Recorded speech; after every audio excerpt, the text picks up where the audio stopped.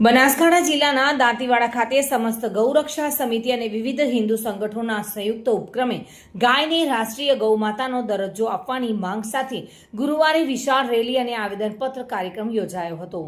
કેસરિયા ધ્વજ અને ગૌ માતા કી જય, ગાય બચાવો દેશ બચાવોના ગગનભેદી નારાઓ સાથે મોટી સંખ્યામાં ગૌભક્તો, સામાજિક આગેવાનો અને યુવાનો શહેરના મુખ્ય માર્ગો પર ફરી વળ્યા હતા અને ત્યારબાદ દાંતીવાડા મામલતદાર કચેરીએ પહોંચીને આવેદનપત્ર આપ્યું હતું। મુખ્ય માંગણીઓમાં ભારત સરકાર દ્વારા ગાયને તાત્કાલિક રાષ્ટ્રીય ગૌમાતા તરીકે ઘોષિત કરવામાં આવે, સમગ્ર દેશમાં ગૌહત્યા પર પ્રતિબંધ માટે કડક કેન્દ્રીય કાયદો બનાવવામાં આવે અને દરેક જિલ્લામાં સરકારી ગૌશાળા સ્થાયી અને નિરાધાર ગાયોના નિભાવની વ્યવસ્થા કરવામાં આવે।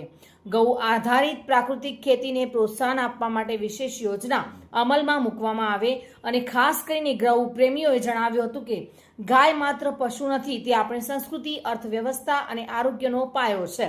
ગાયને રાષ્ટ્રમાતાનું સ્થાન મળશે તો જ દેશમાં સુખ, શાંતિ અને સમૃદ્ધિ આવશે। બલસી દરબાર સાથે bureau report, today Gujarati news.